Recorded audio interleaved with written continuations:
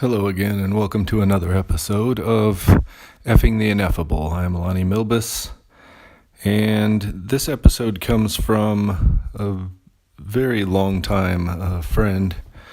A few weeks ago had requested that I discuss life and death issues, afterlife, no afterlife, and these things, and just coming out of a meditation this evening, or this morning, in fact. I do have some inspiration on the issue, some things that I'd like to share as my views, and I'm going to do, it's not very unusual, but I don't have notes or outline or anything for this, just straight out of the meditation. The first thing that comes to mind is that afterlife, if we're going to take that as a concept, or no afterlife, or life and death, are very much related to the pairs of opposites. There are many theories and if you want to call them religious truths, I don't want to offend that, but there's much written on the subject of what happens when we die, what the purpose of our life is and whatnot, and there's not really a shortage of any of that, so I can't get into any speculation for each individual. I think that is the jurisdiction of their own discernment, their own conditioning or belief or what have you. And I believe this because I don't believe that there is a wrong answer to the question. Obviously, I mean, very few instances of someone coming back from the dead in the physical form to tell us what happened afterward is it's rare and not relevant. So I'd rather get into overall concepts of what struck me in the meditation here upon the subject, and that's that all of the pairs of opposites, life and death being included, pain and pleasure, hope and fear, light and dark, warm and cold, all of these are relative only to the instrument that is receiving these illusions, for lack of a better word, as the Vedic scriptures and many others allude, that they are illusion. They're merely relative. There's no absolute truth to any of them. One person's pleasure may be another's pain. One person's happiness may be the sorrow of another. And so too with life and death. It is fairly prevalent in the Christian teachings that death does not in fact exist. That was the purpose of the Christ. The teaching of the Christ was to inform us that death is not what we think it is, in the sense that we think of it. It doesn't exist. That basically it's just a continuation of life, of which this physical appearance in which we are currently immersed is equally illusory to the idea of death, and that there is an underlying life. So using two different senses of life here, one life that is beyond the physical life and death of our experience in the sensory entrapments of this body, and a life that is central to that seems to be, from the mystical teachings, from all evidence gathered through mystical experience, transcendental experience, seems to point to the fact that there's some kind of evolution happening to what I will call the soul, and that life and death are merely tools to forge that evolution. So, getting beyond the idea of an afterlife per se, I believe that what is next is being built now. Another Christian idea of as ye sow, so shall ye reap. In that sense, I hate to use the word believe, but I entertain the concept that what we are doing now is planting seeds for what will be in the now that we experience ahead of the current predicament.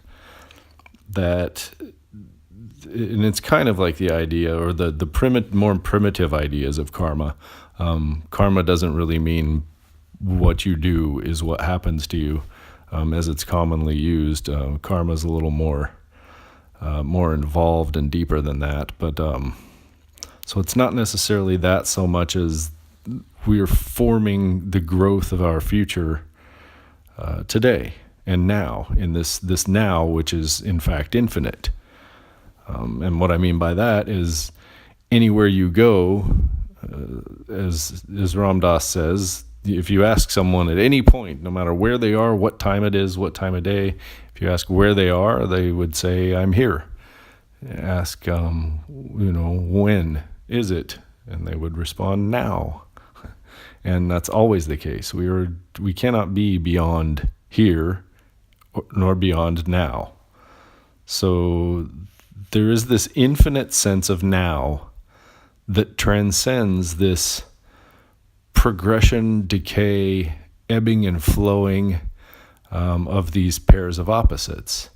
If we can remain in this constant state of now, the realization of its infinite nature is naturally following.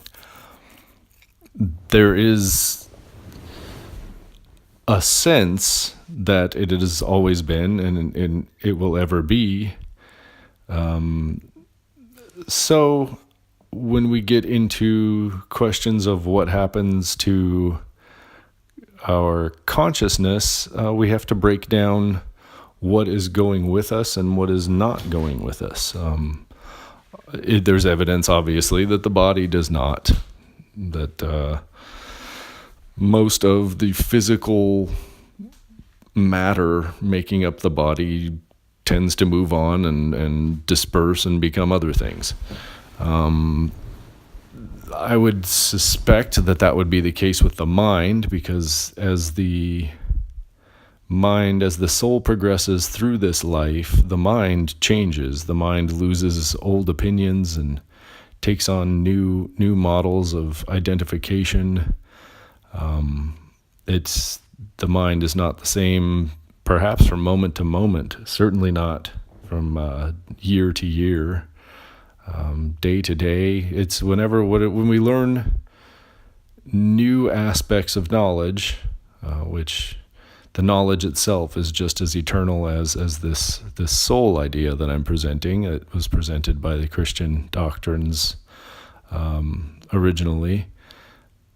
That knowledge is also infinite, that there is not new knowledge at any time. All of the knowledge that can be is, and all of the knowledge that ever was or is or will be is now. It's just our mind opening to the knowledge that it hadn't accepted prior to the moment that it's learned.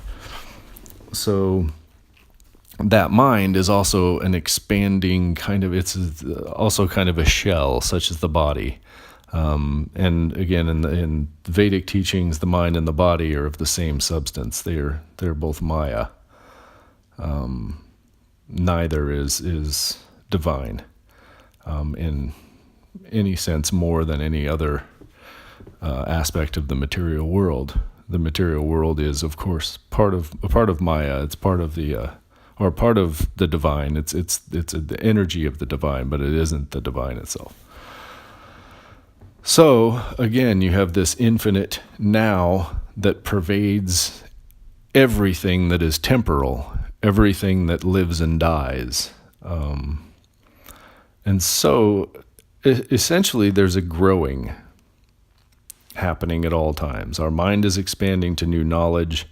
Our body is outgrowing our our old versions of our body. Our cells are replaced, as we've previously discussed, as is commonly known. And it's a constant growing process by which we are shedding, I don't want to call anything dead per se, but we're shedding the cells and the parts of our physicality, the parts of our thought mechanisms that are no longer useful to our expansion, that we've outgrown, and we are taking on new tools, possibly to be dispersed later, but we're expanding into this infinity, this infinite nature, which is the true nature of our being, according to pretty much, I can't think of a mystical teaching in which this is not taught. But yeah, so life and death could basically be ignored. I mean, they're teaching tools, such as pain and pleasure, or success and failure are teaching tools. I can't stress enough how all of my efforts toward material success have led to a stark. I'm an expert in failure. In my whole life, in the material world, I'm a master at failure. I, as anyone would attest who knows me well, the efforts I have given forth for material success and the ways in which they are met with failure are nothing less than miraculous. I have a knack for making a sure thing completely and totally self-destruct, blow up in my face, and cause the most painful adversity. So, that said, there came a time when success, my idea is that success was going to lead me to the beloved, to this realization, the God realization, and what I was truly seeking from my inner heart, to changing that and realizing that my failure was actually the greatest tool toward becoming closer to the beloved, to realizing my true nature, to being at peace with all that is, to finding the infinite nature within myself, with which I can just sit and look upon all that appears in the world as good and bad and all these other things with equanimity, realizing that none of them truly affect me unless I let them. It's only really me that affects me. And it's very empowering. And that's kind of what, one of the, I can't really think of a better key to the spiritual life than having that equanimity, that transcending of hopes and fears, of attachment, because I reached detachment not through sitting under a tree and having this great light explode within me and whatever story you want to hear. I attained what I view as a pretty thorough detachment, in the Buddhist sense, the Hindu sense, and even the Christian sense. I attained it through failing, through beating my head against a wall long enough, realizing that I don't have to do anything, nothing at all. I've been wasting my time trying to find this thing, trying to find this now, running around, running forward as fast as I can. Where is now? To find the now was there. I didn't have to move. The now was always what I am. And,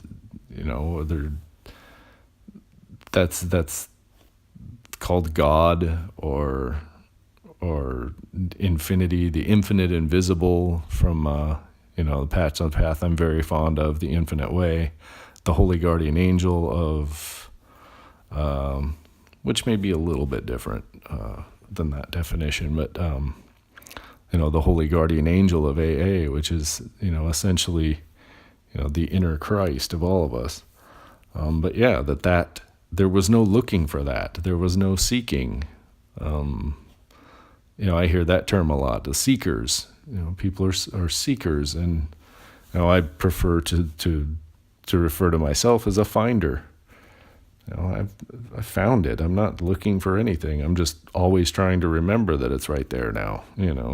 Trying to not get pulled into the appearances and buy in too much to a form or a method or a trap per se to where I impose upon myself the reality of that appearance.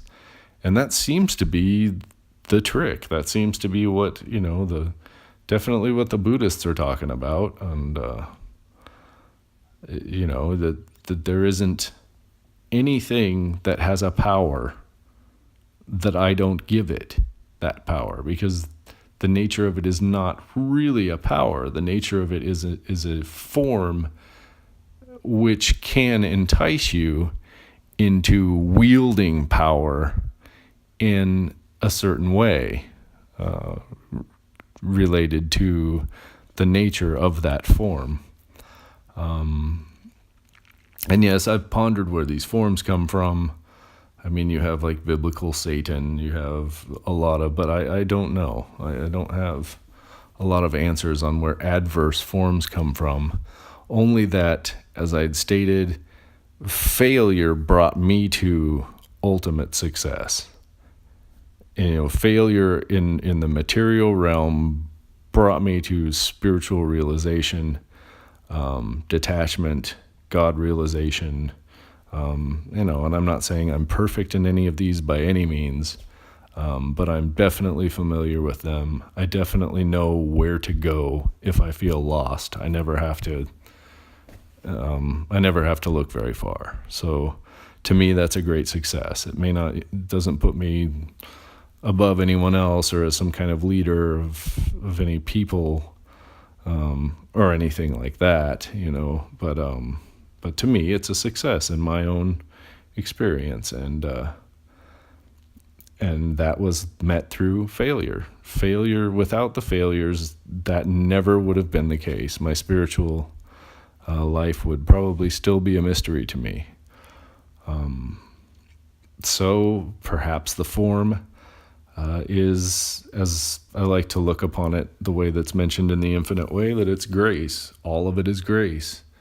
And how we take that, and how we think about it, this isn't mind over matter metaphysics, but how we think about it and how we, more accurately probably, how we perceive it tends to become our reality. So if we live our life in a place of receptivity, of non-imposition of any human will over our lives, other than looking at our lives as a witness, standing here now and witnessing with the expectation to be a witness of grace, and seeing how grace unfolds before us, that, I believe, is the highest form of magic, of spirituality, of religiosity, of mysticism, is to be able to transform our lives by becoming a witness of this grace that is there if we look for it. But otherwise, being clouded in the appearances of forms and our adherence to the ideas within forms, making us ignorant of the grace underlying all of it, is what misleads people. So the trick is to control everything about ourselves, controlling every aspect of ourselves in order to be constant witnesses of grace.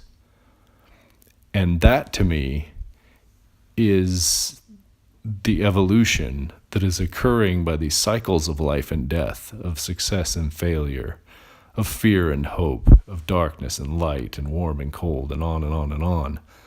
That those undulations between those two opposites get narrower and narrower until they break. And we see ourselves as transcendent to the pairs of opposites. We lose all of our attachments to them because we know that they'll pass. And we just witness grace. So that's somewhat about the topic of life and death, of an afterlife,